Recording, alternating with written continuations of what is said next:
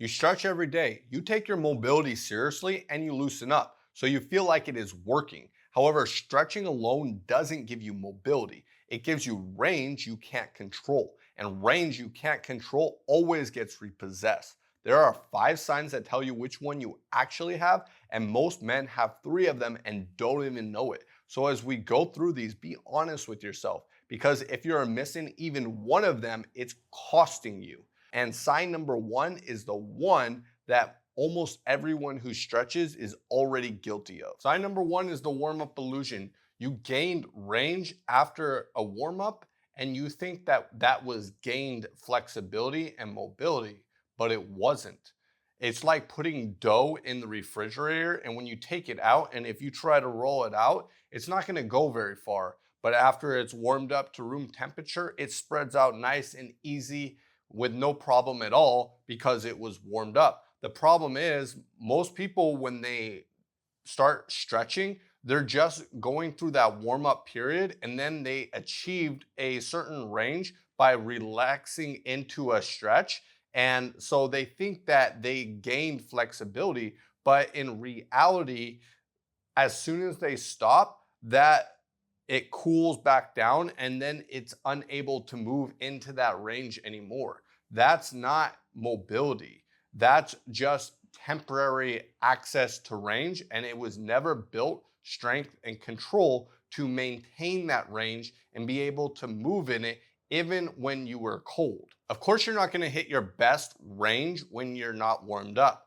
But if you're truly gaining in your mobility, then you should be able to move inside that range that you achieved even when you're cold. You shouldn't have to warm up to be able to access that range. So whatever type of mobility and the stretches that you are doing, a simple test for yourself is try to test how far you can go in a certain range, not after you're warmed up in your maximum range, but rather test when you are cold before you're warmed up. How far can you go? And you do that constantly. And if that marker is not moving when you're cold, that shows you that you're not actually gaining in mobility at all. You are just stuck in the warm up illusion, thinking that you're gaining mobility, but reality, you're just warming up yourself and being able to get in a certain range just because of that. Or even if you're able to gain in your range of motion during the cold start phase and you've tested yourself and you passed this successfully, that doesn't mean you're in the clear, because if you're able to move into ranges, but you miss the second sign, if you're not experiencing pain yet, chances are you're going to experiencing pain down the road if you don't pass the second sign. That's sign number 2. You can get into position, but you can't hold the position. Mobility grants you access to range, but it doesn't give you strength, control, and ownership of the range. And that's where injuries happen, is in the end ranges, if you do not have strength and ownership in them. If you can think about 2 different barbells, there is one that is threaded and then there is one that has a smooth shaft. If you put a collar on them, then one of them is going to hold when you jump on it.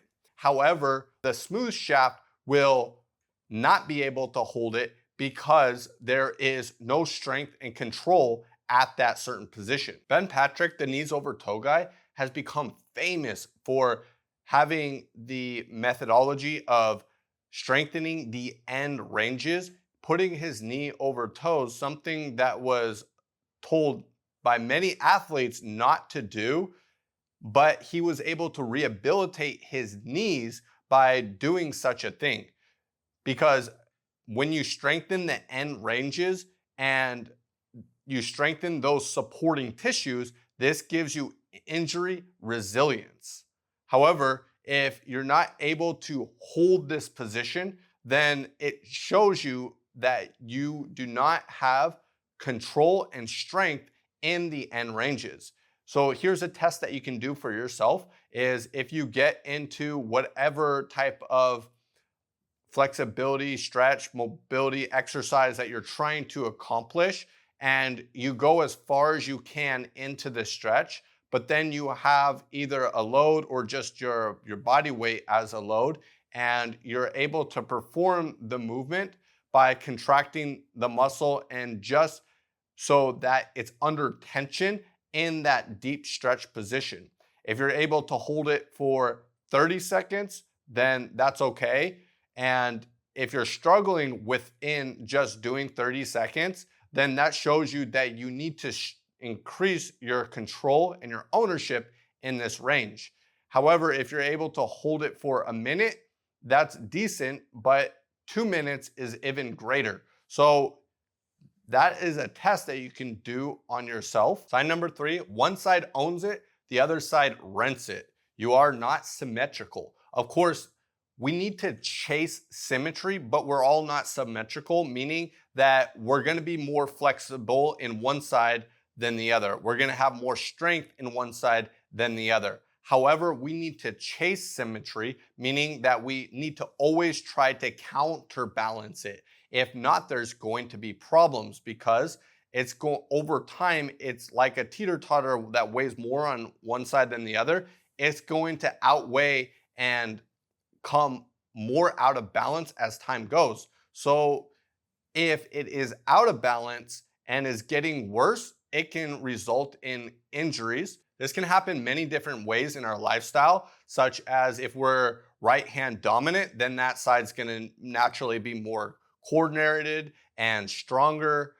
If we get injured on one leg versus the other, then that side will naturally be weaker and probably less mobility. If you went through physical therapy, they're great at getting you back to functional for everyday uses, but not optimal performance or back to where you were before. And so over time, that actually will create more problems. And in the end, you're going to have a weak link. And just like in a chain, when you load it, and if you overload that chain, then it's gonna break in the weakest link. So in the same way, if you do not have strength and mobility in the same part of your body proportionately, then you're gonna have a weak link that will break, and that is where you're gonna get injured. So here's the third check. Compare the range that you have on the right side to the left side, and also your strength on the right side to the left side.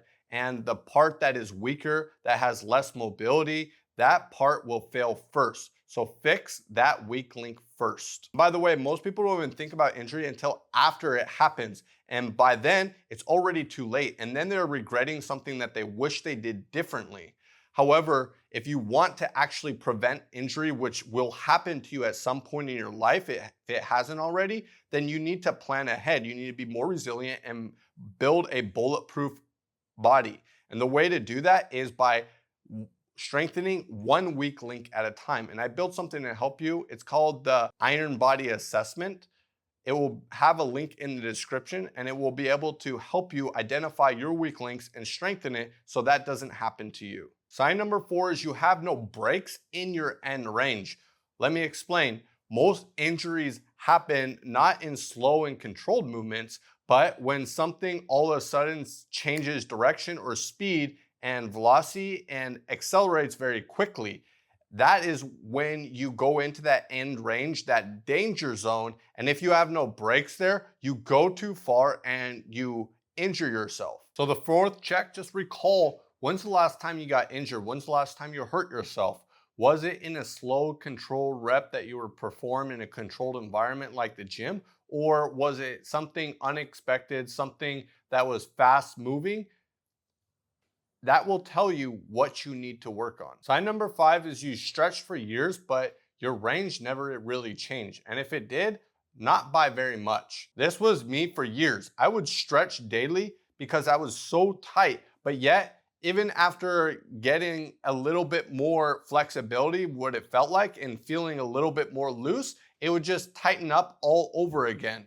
And this was an ongoing cycle. It didn't matter how many physical therapists I saw, they never were able to solve this until I learned the principle of ironclad training. Ironclad training allowed me to train end ranges, to teach my nervous system that I had strength and control in those end ranges. And it was like a miracle. All of a sudden, I stopped fighting against my own body's resistance and being so tight. Everything just loosened up extremely easy, like a receding tide, that there was just so much more freedom there. The fifth check, how much range have you gained since you started training your mobility? Has it been a lot, or has it been a little, or none at all? This is not just a yes or a no, but rather a scale.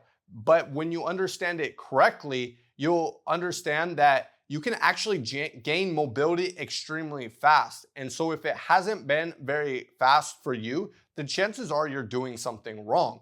I had shoulder mobility issues for years. After being in over a dozen car accidents, I saw countless physical therapists, chiropractors, and all of them could not get my upper back to loosen up or to get my shoulder mobility so it stopped causing me problems and pain.